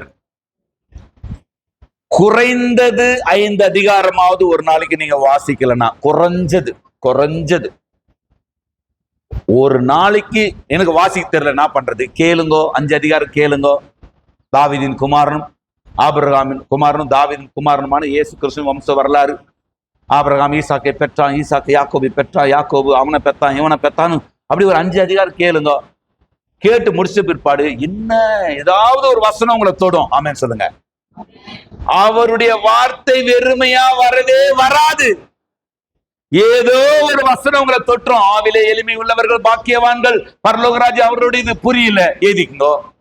ஐயா மத்தேயு 5ஆம் அதிகாரம் 3ஆம் வசனம் எனக்கு புரியலையா, நேரம் கிடைக்குது, ஓய்வா இருக்கிறீங்க, சும்மா எதையாவது ஒண்ணு நோண்டிங்கிறத விட, ஐயா மத்தேயு 5ஆம் அதிகாரம் 3ஆம் வசனம் எனக்கு புரியல அப்படின்னு ஒரு போனை பண்ணுங்க. அப்ப என்ன பண்ணலாம்? ஆவிலே எளிமை உள்ளவர்கள் என்றால் ஆவிக்குரிய தேவைக்காக ஆண்டவரை அனுதினமும் பிச்சை எடுக்கிறவனை போல நாடுவது விளக்கம் சொல்லலாம். தியானம் பண்ணுங்க. இரக்கம் உள்ளவர்கள் பாக்கியவான்கள் சொல்லுது அப்படின்னா என்ன ஐயா? நீங்க உங்களுக்கே அது தெரிய ஆரம்பிச்சிடும். 4 முறை நீங்க என்கிட்ட கேட்டு தெரிஞ்சுக்கீங்க, 5ஆவது முறை நீங்க தெரிஞ்சுக்க ஆரம்பிப்பீங்க, 6ஆவது முறை நீங்க சொல்ல ஆரம்பிச்சிருவீங்க, நீங்க போதிக்க ஆரம்பிச்சிருவீங்க. உங்களுக்கு போதித்தவர்களை பார்க்கணும், நீங்கள் தெரிந்தவர்களா மாறிடுவீங்க. கர்த்தருக்கு ஆசையெல்லாம் என்ன தெரியுமா? நான் கத்து கொடுக்கறத விட நீங்க அதிகமா கத்துக்கணும்னு ஆசைப்படுறேன். நான் உங்களுக்கு கத்து கொடுக்கறத விட நீங்க அதிகமா கற்றுக்கொள்ளணும்னு ஆசைப்படுறேன். நல்லதை கற்றுக்கொள்ளுங்கள். ஆமென். ஏன்? அடுத்து முதலாவது தேவனின் மகத்துவத்துக்காக வேதத்தை வாசிக்கணும், தேவனை அறிந்து கொள்வதற்காக வேதம் வாசிக்கணும். 3ஆவதாக யோவான் 5:39 சொல்லுகிறது, வேத வாக்கியங்களை என்ன பண்ணுங்க? ஆராய்ந்து பாருங்கள், அவைகளினால் உங்களுக்கு நித்திய ஜீவன் உண்டு. அல்லேலூயா சொல்லுங்க. ஏன் வேதத்தை வாசிக்கணும்? அப்போஸ்தலர் 17:11 சொல்லுகிறது, அந்த பட்டணத்தார் மனோவாஞ்சிய வசனத்தை ஏற்றுக்கொண்டு காரியங்கள் இப்படி இருக்கிறதா என்று நாள்தோறும் தினந்தோறும் வேத வாக்கியங்களை ஆராய்ந்து பார்த்ததினால் தெசலோனிக்கேயிலே உள்ளவர்களை பார்க்கிறோம் நல்ல குணசாலிகளாய் இருந்தார்கள். ஆத்துமாவை மறுரூபப்படுத்துவது வேத ஆராய்ச்சி தான். நீங்க வாசித்து என்ன வாசித்தோம் என்கிற கருத்தை உணர்ந்து அந்த கருத்தை ஆவியானுடைய வெளிச்சத்தில் நீங்கள் தியானிப்பீர்களானால், ஆராய்வீர்களானால், உங்கள் ஆத்துமா இந்த உலகம் மாம்ச பிசாசின் தன்மையிலிருந்து விடுதலையாக்கப்படுமே. அந்த விடுதலைக்கு பேரு தான் மறுரூபம். நம்புறவங்க மட்டும் கரங்களை உயர்த்தி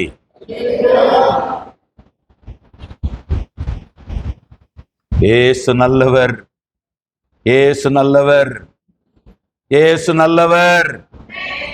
தேவனை அறிவதே நித்திய ஜீவன். யோவான் 17:3 சொல்லுகிறது, ஒன்றான மெய் தேவனாகிய உம்மையும் நீர் அனுப்பினவராகிய இயேசு கிறிஸ்து அறிவதே. ஐயா, நித்திய ஜீவன் கிடைக்கும் என்றால் இப்ப பாருங்க, ஒரு 2000 ரூபாய் ஒரு நாளைக்கு சம்பளம்னா நம்ம எவ்வளவு ஹார்ட் ஒர்க் பண்றோம். நார்மலா 1000 ரூபாய் சம்பளம். ஆனா இன்னைக்கு சண்டேல இன்னைக்கு 2000 ரூபாய் சம்பளம், மோல்டு போடுற அன்னைக்கு 2000 ரூபாய் சம்பளம்னா நம்ம ஹார்ட் ஒர்க் பண்றோமா இல்லையாங்க? நான் பேசுறது புரியலையாங்க? மேஸ்திரிங்க நிறைய பேர் இருக்கிறீங்க, அதனால சம்பளம் கூட்டி தரேன்னு சொன்னா வேலையை நம்ம எக்ஸ்ட்ரா செய்யறதுக்கு யோசிப்போமா இல்ல விருந்தோடு செய்யுமா? ஐயா, மத்த நாள்ல ஒரு டியூட்டி, சண்டேல மட்டும் ஒரு டியூட்டி செஞ்சா 2 வேலை சம்பளம் சொன்னா என்ன பண்றீங்க? 4 மணி நேரம் வேலை செஞ்சா போதும், சண்டேல 12 மணி நேரத்துக்குரிய சம்பளத்தை தரேன்னு சொன்னா தட்டி முடிச்சுட்டு வேலைக்கு வர்றீங்களா இல்லையா? தட்டி முடிச்சுட்டு நாத்து நட வர்றீங்களா இல்லையாங்க? ஏன் சண்டேல வந்தா மத்த நாள்ல 200, சண்டேல வந்தா 400 ஓடுறோமா இல்லையா? அப்படியானால் நமக்கு உயர்த்தி ஒன்றை கொடுக்கும் பொழுது நம்ம அழுத்தி ஒரு வேலை செய்வது தவறல்ல. புரிஞ்சவங்க மட்டும். நமக்கு ஒரு பெரிய நன்மை கிடைக்குமானால், பெரிய உயர்வு கிடைக்குமானால், பெரிய ஆசீர்வாதம் கிடைக்க வேண்டுமானால், குடும்பம் செழிக்கணும், பிள்ளைகள் நல்லா செழிக்கணும், உங்களுடைய துன்பங்கள் இன்பங்களாய் மாறணும், நஷ்டங்கள் லாபமாய் மாறணும், சாபங்கள் ஆசீர்வாதமாய் மாறணும் சொன்னா வேதத்தை வாசித்து தேவனை அறிந்து கொள்ளுங்கள். சத்தியத்தை அறிய அறிய அறிய சத்தியம் விடுதலை கொடுத்து கொண்டே இருக்கும். தேவனை நாம் வேதத்தை ஆராய்ந்தால் தேவனை அறிந்து கொள்ளலாம். தேவனை அறிந்து கொள்வதன் மூலமாக நாம் நித்திய ஜீவனை பெற்றுவிடலாம். 4வதாக ஏன் வேதத்தை வாசிக்கணும்? இந்த வாட்ச் இன்னைக்கு தான் வேகமா ஓடுது. ஏன் வேதத்தை நாம் வாசிக்கணும்? முதலாவது ஏன் வேதத்தை வாசிக்கணும்? அது தேவனுடைய மகத்துவம். அதை அசட்டவே பண்ணக்கூடாது வாலிபனே. 2வது ஏன் வேதத்தை வாசிக்கணும்? தேவன் தன்னை வேதத்தின் மூலமாக வெளிப்படுத்தி இருக்கிறார். 3வதாக ஏன் வேதத்தை வாசிக்கணும்? வேதத்தை ஆராய்ந்தால் நித்திய ஜீவன் உண்டு. அதுதான் அப்போஸ்தலர்களையும் அந்த மக்கள் ஆத்துமாவை மறுரூபப்படுத்துவதற்கு என்ன வழி? நீங்க என்ன ஆவிக்குரிய வேற எதையுமே நீங்க இருக்காதீங்க. வேத வசனமாகிய ஆவியின் பட்டயம்தான் சத்துருவை தாக்குவதற்காக உதவும். மற்றதெல்லாம் தடுக்க வேண்டாம் உதவும். சத்துருவை தடுத்து கொண்டிருப்பது புத்திசாலித்தனமா? தாக்கி ஜெயிப்பது புத்திசாலித்தனமா? ஒருத்த அடிச்சுட்டே இருந்தான், தடுத்துட்டே இருக்கிறது புத்திசாலித்தனமா? தாக்கி அவனை அட்டாக் பண்ணி பிரச்சனையிலிருந்து வெளியே போறது புத்திசாலித்தனமா? அப்படியானால் ஆவிக்குரிய வாழ்க்கையில மற்ற எல்லா ஆயுதங்களும் தடுப்பது வேத வசனமாகிய ஆவியின் பட்டயம்தான் சத்துருவை தாக்குவது. வேத வசனத்தினால் அலங்கரிக்கப்படாததினால் தான் இன்றைக்கு யூரோப் நாடுகள் வீழ்ந்து போனது. வேத வசனங்களினால் அடுத்த கட்ட தலைமுறைகள் அலங்கரிக்கப்படாததினால் தான் இன்றைக்கு அநேக கிறிஸ்தவ தலைமுறைகள் நாஸ்திக தலைமுறையா மாறிக்கொண்டிருக்கிறது. வேத வசனங்களால் தங்களை அலங்கரிப்பதற்கு அடுத்த கட்ட தலைமுறைகளை நசுக்காததுனால்தான், அடுத்த கட்ட தலைமுறைக்கு அதை திணிக்காததுனால்தான், அடுத்த கட்ட தலைமுறைகளுக்கு அதை கட்டாயப்படுத்தாததுனால்தான் அடுத்த கட்ட தலைமுறை நம்முடைய கண்களுக்கு முன்பாகவே கடவுள் இருக்கிறாரா இல்லையா என்றதை யோசிக்கிறன்றான்.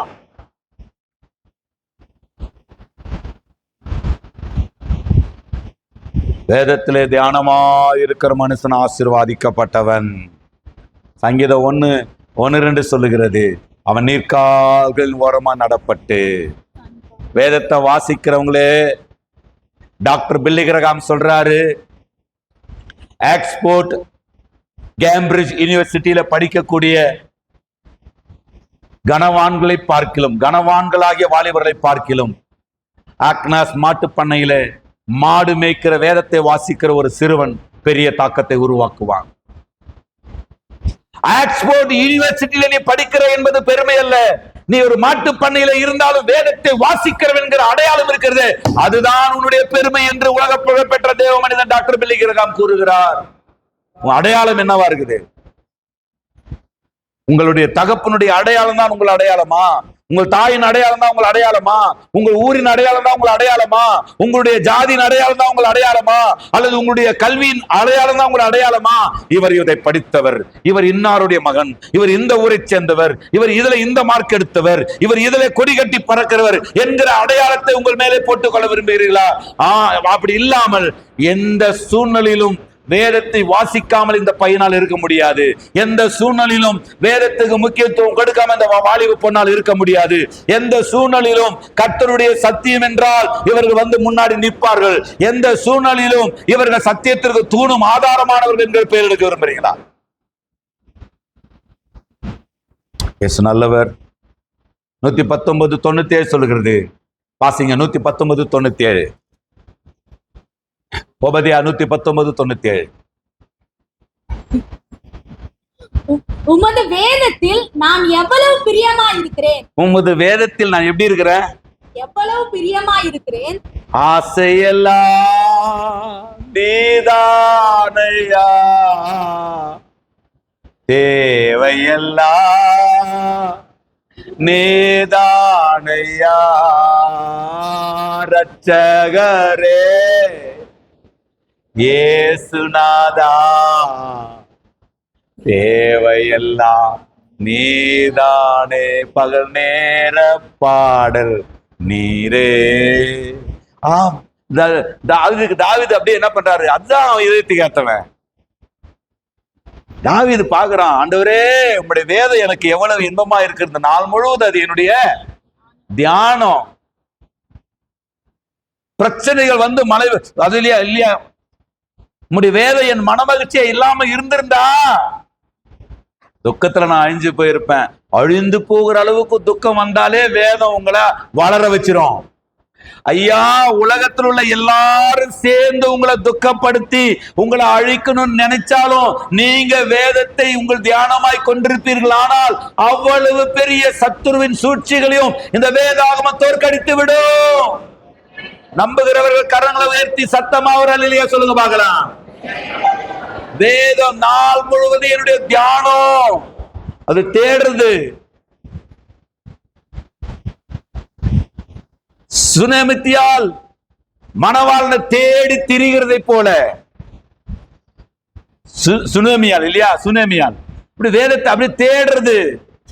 என் நேசரை நான் கண்டுங்களா, என் நேசரை கண்டுங்களா?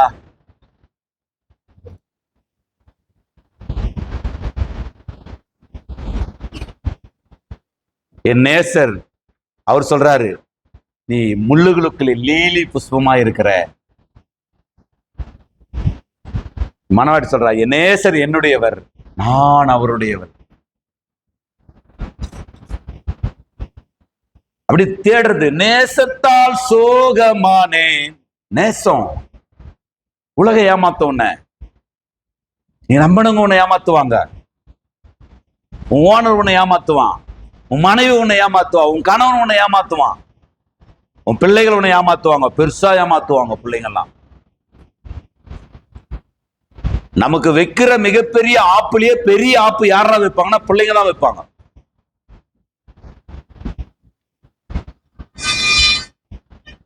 கர்த்தருக்கு கவலையே படாதீங்க, இதுல எல்லாம் சிக்கவே சிக்காதீங்க. யார் உங்களை வாழ்த்தினாலும் வாழ்த்தாவிட்டாலும், போற்றினாலும் போற்றாவிட்டாலும், யார் உங்களுக்கு உதவியா நின்னாலும் நிக்காவிட்டாலும், யார் உங்களுக்கு துணையா வந்து நான் பின்னாடி இருக்கிற பாஸ்டர் நீங்க நம்பி சாயுங்கன்னு சொன்னாலும் சொல்லாவிட்டாலும், அவருடைய நேசக்கரம் உங்களை தாங்கிக் கொள்ளும். அவருடைய வேதத்தின் மகத்துவங்களுக்கு நீங்கள் முக்கியத்துவம் கொடுத்து அவருடைய வேதத்துல நீங்கள் தியானமா இருந்தீங்க சொன்னா, அது வாய்க்கால்கள் ஓரமாய் நடப்பட்டு தன் காலத்தில் தன் கனியை தந்து இழுவுதராத மரத்தை போல இருப்பான். அவன் செய்வதெல்லாம் யார் சப்போர்ட் இல்லாம சொந்த காலில் நிக்கிற ஒரு பச்சையான ஒலிவு மரமாய் தேவன் உங்களை மாற்றி விடுவார். நீங்க வேதத்தை உங்களுடைய வாகனங்களில, உங்களுடைய டிராவலுங்கள்ல, உங்களுடைய உங்களுடைய தூக்கங்களில, ஃபாதர் சொல்லுவாரு, பெர்க்மேன் சொல்லுவாரு, பாத்ரூம் போனா கூட அங்க ஒரு மியூசிக் செட் பண்ணி வச்சிருக்கிறேன், அதை கேட்டுக்கினே தான் குழி பண்றாரு. நான் கூட அதை யோசிச்சுட்டு இருக்கிறேன், கொஞ்சம் உதவி செய்யணும். என்ன பண்ணணுமோ சொல்லுங்க, பண்ணிடலாம். கர்த்தருக்கு கேளுங்க. அல்லேலூயா. நாள் முழுதும் வேதம் என்னுடைய என்னவா இருக்குதா? தியானமா இருக்குது. ஆண்டவரே, யோவானை பத்தி இப்படி சொன்னீங்களா ஆண்டவரே? ஸ்திரீகளுக்குள்ள பிறந்தவர்கள் யோவானை பார்க்கல பெரியவனும் இல்லைன்னு சொன்னீங்களே, ஆகிலும் பரலோக ராஜ்யத்துல யோவானை பார்க்கல நீங்க பெரியவங்களா இருப்பீங்கன்னு சொன்னீங்களே, அர்த்தம் தாங்க ஆண்டவரே. சிந்திங்க, ஆசையா சிந்திங்க, ஆவலா சிந்திங்க, தாகமா சிந்திங்க. தாவீது சொல்றாரு, ஆண்டவரே, நான் எதிரிகளை பத்தி எல்லாம் யோசித்து உட்காந்து இருக்க மாட்டேன், எப்போதும் உம்முடைய சந்நிதியில், உம்முடைய வேதத்துல, உம்முடைய வசனத்துல அந்த தாகத்துக்குள்ள வந்துட்டீங்கடானா அப்படி ஜாலியா இருக்கும் வாழ்க்கை. அல்லேலூயா சொல்லுங்க. இல்ல காலியா இருக்கும். பெரிய சம்பளம் வாங்கிட்டு இருப்பான், பெருசா படிச்சிருப்பான், பெருசா சம்பாதிப்பான், ஆனா வாழ்க்கை வெறுமையா இருக்குதுன்னுவான். பாஸ்டர், வாழ்க்கை வெறுமையா இருக்குது பாஸ்டர், ஜெபம் பண்ணுங்க. என்னப்பா, நல்லா தானப்பா இருக்கிற, எல்லாம் இருக்குது. நான் மட்டும் இந்த வேதத்துக்கு முக்கியத்துவம் கொடுக்கணும்னா எனக்கு இருக்கிற பிரச்சனைக்கு பஞ்சு இல்ல, பஞ்சு இந்த பஞ்சு இல்ல, பஞ்சுனா தெரியுதுங்களா? என்ன சொல்றது? இலவம் பஞ்சு. அந்த பஞ்சை விட ரொம்ப வேகமா பறந்து போயிடுவேன். கல்லா என்ன நிக்க வச்சுங்கிறது கர்த்தருடைய வார்த்தை தான். என்னையும் கல்லா நிக்க வச்சுங்கிறது கர்த்தருடைய வார்த்தைன்றவங்க இல்லையா சொல்லுங்க. லேட்டா புரியும். வீட்டுக்கு போனோன்னா யூடியூப் கேளுங்க, அப்பதான் மறுபடியும் புரியும். வேதத்துல தியானமா இருப்பது, நாள் முழுவதும் தியானமா இருப்பது. ஒரு சின்ன பேக்கெட் டைரி ஒன்று வச்சுக்கோங்க. வாலி பிள்ளைங்களுக்கு எல்லாம் சொல்றேன், சின்னதா. நான் ஒரு 200 ரூபாய்க்கு அமேசான்ல ஆர்டர் பண்ணி ஒரு 200 ரூபாய்க்கு வெயிட்லெஸ் டைரி ஒன்று வாங்கிட்டேன். தம்பி ஏற்கனவே வாங்கி கொடுத்தான், 2-3 வாங்கி கொடுத்தான். எனக்கு என்ன தெரியல, நான் ஒரு டைரி பிரியன். டைரி மில்க் விட்டுட்டேன். இப்பெல்லாம் டைரி மில்க் கூட நிறைய சாப்பிடுவேன் இல்லையா. சக்கரை சாப்பிடக்கூடாதுன்னு சொன்னோன்னா சக்கரை இப்போ டைரி மில்கை விட்டுட்டு ஆசையா இருக்குது. ஒவ்வொரு முறை சூப்பர் மார்க்கெட் போகும்போதெல்லாம் அந்த டைரி மில்க் தான் அவன் பாருங்க நம்மளை டெம்டேட் பண்றதுல முதல்ல அதான் வச்சிருப்பான். எந்த சூப்பர் மார்க்கெட்லயும் போங்க, முதல்ல டைரி மில்க் தான் தெரியும் கண்ணுக்கு முன்னாடி. பாக்குறது திரும்பிக்கிறது, மூஞ்சி திரும்பிக்கிறது. பார்த்தா சோதனை, எதுக்கிட்ட ரோதனை, ஏன் அந்த வேதனை இல்லையா? அதனால போயிடும் நம்முடைய சாதனை. ஏசு நல்லவர். சரி, அப்போ நல்லா கவனிங்க. இந்த வேதத்தை நீங்கள் அப்படியே நேசிக்க, அதுதான் 5வது பாயிண்ட். 119:65 சொல்லுது, 165 சொல்லுது, 119 165 சொல்லுது. உங்களுடைய வேதத்தை நேசிக்கிறவர்களுக்கு என்ன உண்டா? மிகுந்த சமாதானம். என்ன இல்லையா? இடரல் இல்லையா? நான் இதை மொழிபெயர்ப்புல போய் வேற ஒரு மொழிபெயர்ப்புல எல்லாம் பார்த்தேன். இதை எல்லாத்தையும் பார்த்தேன். வேதத்தை கிரேட் பீஸா, இதுக்கு மேல ஒரு சமாதானமே உங்களுக்கு இருக்காதா? அந்த அளவுக்கு அது சமாதானத்தை கொடுத்துருமா. வேதத்தை நீங்கள் நேசித்தாலே, வேதத்தை நீங்க நேசிக்க ஆரம்பித்தாலே, நீங்க நேசிக்கிற ஒன்றை நீங்க வாசிக்காம இருக்க முடியாது. ஆமென். நீங்க வாசிக்கிற ஒன்றை யோசிக்காம இருக்க முடியாது. சின்ன ஒரு பேக்கெட் டைரி வாங்கிக்கிங்க. சின்ன ஒரு பேக்கெட் டைரி. காலையில ஒரு வசனம், நைட்டு ஒரு வசனம்.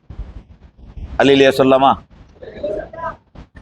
காலையில எழுதின வசனத்தை மனப்பாடம் ஆறு வரைக்கும் எடுத்து படிச்சுக்கினே இருக்குது. பாவத்தின் சம்பளம் மரணம். நம்முடைய கர்த்தராகிய இயேசு கிறிஸ்துவின் அந்த தேவனுடைய கிருபை வரமோ, நம்முடைய கர்த்தராகிய இயேசு கிறிஸ்து நாளை உண்டான நித்திய ஜீவன். பாவத்தின் சம்பளம் மரணம். நம்முடைய தேவனுடைய கிருபை வருமோ, கர்த்தராகிய இயேசு கிறிஸ்துவினால உண்டான நித்திய ஜீவன். எதிங்கோ பூமியானது ஒழுங்கின்மையும் வெறுமையுமா இருந்தது, ஆழத்தின் மேல் இருள் இருந்தது, தேவாயன ஜலத்தின் மேல் அசைவாடி கொண்டுதான். எழுதிக்கோ. சம்பவங்களை எழுதுங்க. இன்னைக்கு இந்த ஓமையை படிச்சோன்னு எழுதுங்க. அப்பப்போ எடுத்து பாருங்க. மனப்பாடம் ஆறு வரைக்கும் பாருங்க. நைட்டுக்கு பாருங்க. வீட்டில் உள்ளவங்க கூட எல்லாம் ஒரு குடும்ப ஜபம் வச்சு பேசுங்க. குடும்ப ஜபமே நாங்கள் வைக்கிறது இல்லையா, நம்ம 9 to 10 வைக்கிறோமே, அந்த ஜபத்துல உட்காந்துருங்க. அது முடிஞ்ச உடனே அன்னைக்குரிய வசனங்களை மனப்பாடமா ஒப்பிச்சுக்குங்க. என்ன பிரச்சனை? ஏசு நல்லவர். கரெக்டா ஸ்பெல்லிங் மிஸ்டேக் இல்லாம சொன்னாங்கடான்னு சொன்னா அவங்களுக்கு ₹1.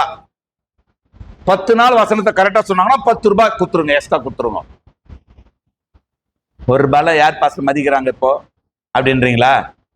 சரி, அப்ப ₹2 கொடுத்துக்குங்க, சந்தோஷமா இருங்க. பக்கத்துல இருக்கிறது யாருக்கிட்டையாவது ஒரு வசனத்தை இப்ப மனப்பாடமா சொல்ல முடியுமா? ஏதாவது ஒரு வசனத்தை சொல்லுங்க பார்க்கலாம்.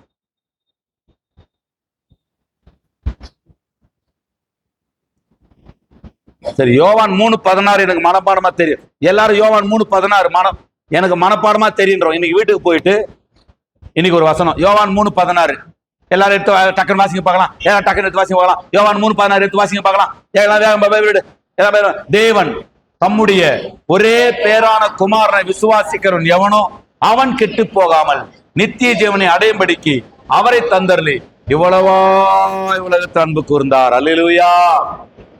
இன்னைக்கு நைட்டு அவங்க விரும்புறாங்களோ விரும்பலையாப்பா, உங்க அப்பா அம்மா விரும்புறாங்களோ விரும்பலையோ, ஐயா எங்க அப்பா அம்மா ரசிக்கவே படல, என்ன பண்றது, எதுக்கு சண்டை போடுற, எப்பா நான் ஒரு வசனத்தை சொல்லாம இன்னைக்கு நான் சாப்பிட போறது இல்ல, என்னடா உன் பிரச்சனை, அப்பா கேட்கலனா கூட நம்ம அம்மா ரசிக்கவே படுறதுனாலும் அம்மா நமக்கு சோறு போடாம நம்மள தூங்காது தாய், அதுக்கு விட்டு போயிட்டு சொல்லணும், தாயே ஒரு வசனத்தை சொல்றேன் கேளு.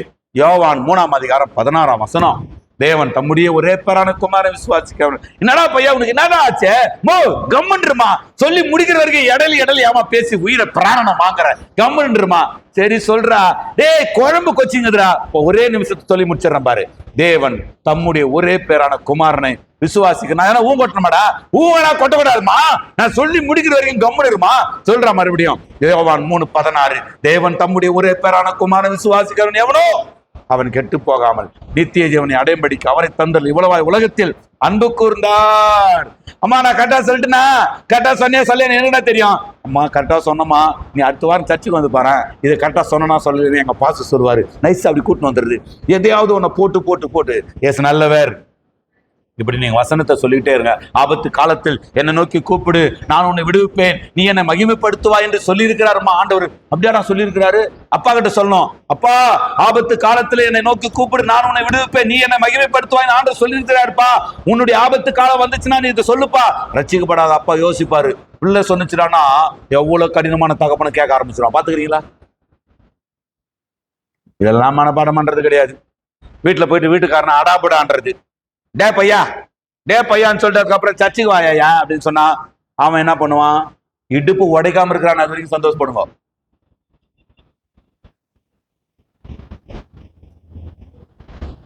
அதே மாதிரிதான் மனைவியும். ஏசு நல்லவர். வசனங்களை சொல்லுங்க. வேதத்தை நேசிக்கிறவர் மிகுந்த சமாதானம் உண்டு.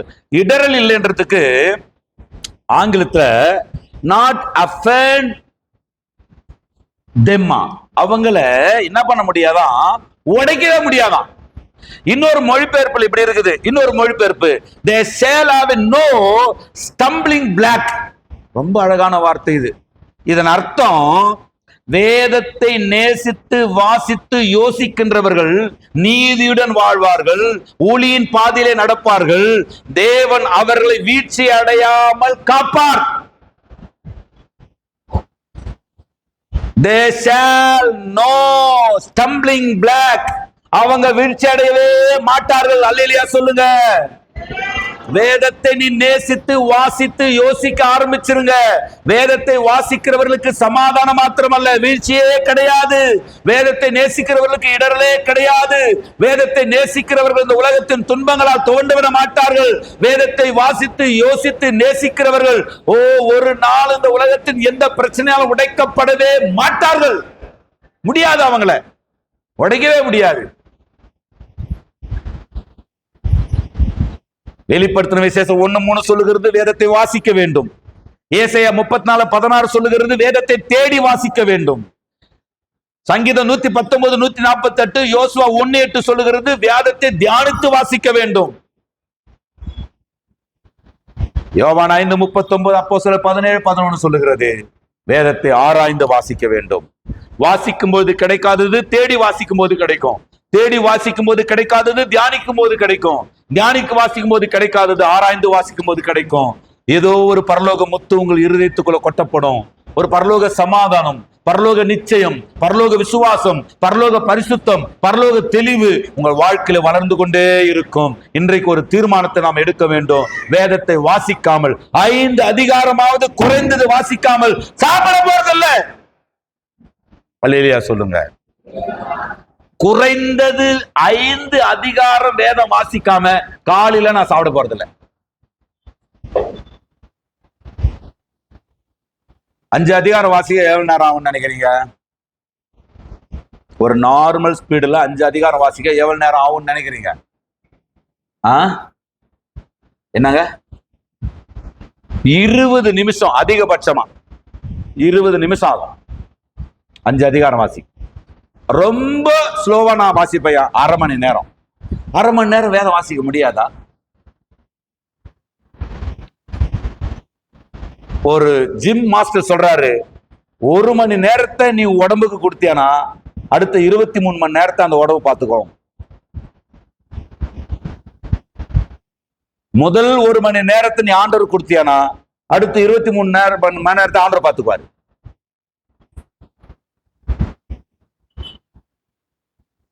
அஞ்சு அதிகாரம் வாசிக்காம சாப்பிட போறதில்ல. அதிகமா வாசிக்கிறது உங்க இஷ்டம். 5 முதல்ல வாசிங்க. டெய்லி 5 அதிகாரம் வாசிக்காம நீங்க சாப்பிட்டீங்கன்னா உங்க ஆவிக்குரிய வாழ்க்கை. இப்ப சண்டை எதுக்கு சண்டை? ரொம்ப சிம்பிளா முடிச்சிட்டேன், நான் க்ளோஸ் பண்ணிக்கோங்க, முடிச்சிட்டேன். எதுக்கு சண்டை? ஆவிக்கும் மாம்சத்துக்கும். ஆவிக்கும் மாம்சத்துக்கும் சண்டை. மாம்சத்துக்கு 3 வேளை சாப்பாடு கொடுத்துட்டு ஆவிக்கு நீங்க கஞ்சி தண்ணி போட்டீங்கடானா சண்டை விட்டா யார் ஜெயிப்பாங்க? சும்மாவே ஆவி பலவீனம், மாம்ச பலவீனம் உள்ளது ஆவிக்குரிய நிலையில. இது என்ன பண்ணும்? ஆவிய தோக்கடிச்சிடும். நான் பேசுறது புரியுதுங்களா? ஆத்துமாவும் ஆவியும் சரீரமா சண்டை போட்டுங்குது. ஆத்துமா யார் பக்கம் நீங்க பலத்தை கொடுக்குறீங்களோ அது ஜெயிச்சிடும். 3 வேளை சாப்பிடுங்க, அல்லேலூயா சொல்லுங்க.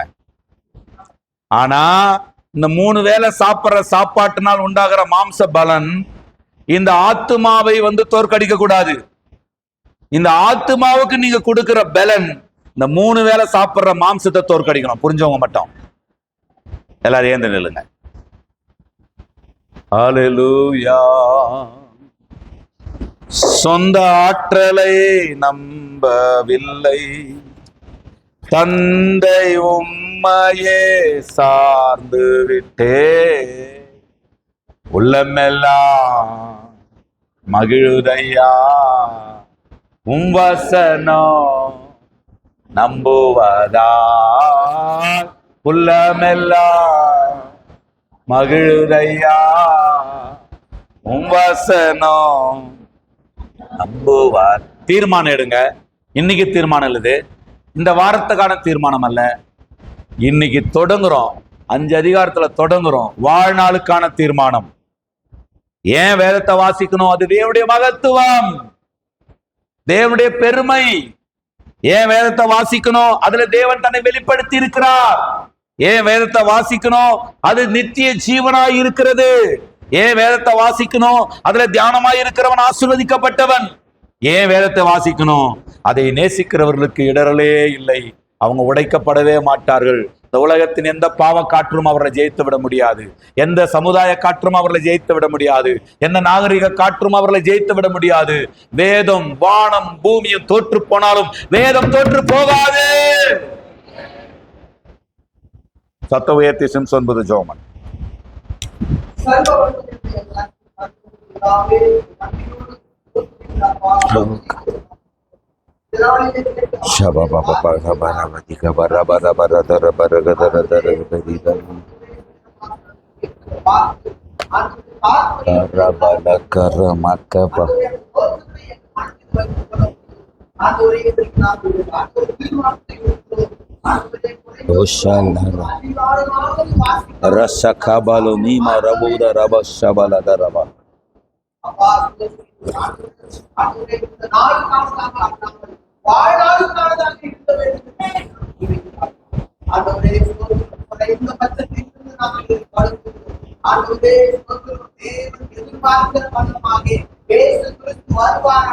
அவர் எடுத்துக் கொள்ளுகிற அளவுக்கு ஆண்டவரை மாற வேண்டிய மருத்துவம் அடைய வேண்டிய அந்த தன்மையை ஆண்டவரை வேதத்தை நாங்கள் வாசிப்பதினாலே, அந்த யோசிப்பதினாலே, அதை தியானிப்பதினாலே, ஆண்டவரை ஆராய்ந்து பார்ப்பதினாலே ஆண்டவரை அந்த தன்மைகளை வெளிப்படுத்தி அது தேவனுடைய மகத்துவமாக இருக்கிறது. ஆண்டவரே தேவனுடைய ஆண்டவரை சிறப்பாக இருக்கிறது. தேவனுடைய ஆண்டவரை மகிமையாக இருக்கிறது. தேவனுடைய மகத்துவத்தை அந்த ஆண்டவருடைய சிறப்பை, ஆண்டவருடைய மகிமையை, ஆண்டவரே நாங்கள் தியானிக்கிறவர்களாக மாறும். ஆசீர்வதியும் தொடர்ந்து ஆண்டவரே இந்த ஆண்டவர் சத்திய போதனைகள் ஆண்டவரே எங்களுக்கு தொடர்ந்து ஆண்டவர் ஒழித்துக் கொண்டிருக்கிறார். கர்த்தராகிய இயேசு கிறிஸ்துவின் தூய நாமத்தில் தூய ஆவியானவர் உதவியோடு ஜெபிக்கிறோம். ஜெபத்தை கேட்டு ஆமென். என் ஆத்துமாவே, சத்தமா சொல்லுங்க, என் ஆத்துமாவே கர்த்தர் செய்த சகல உபகாரங்கள் மறவாதே. ஆமென். நம்முடைய கர்த்தராய் இருக்கிற இயேசு கிறிஸ்துவினுடைய கிருபையும் பிதாவாகிய தேவனுடைய அன்பும் பரிசுத்த ஆவியானுடைய அந்யோன்யத்தை வழிநடத்துதலும் சமாதானம் நம் அனைவரோடு சகல பரிசுத்தவானோடு என்றென்றைக்கு தங்கியிருப்பதாக. அல்லேலூயா, அல்லேலூயா, அல்லேலூயா. கர்த்தர் உங்களை ஆசீர்வதிப்பாராக.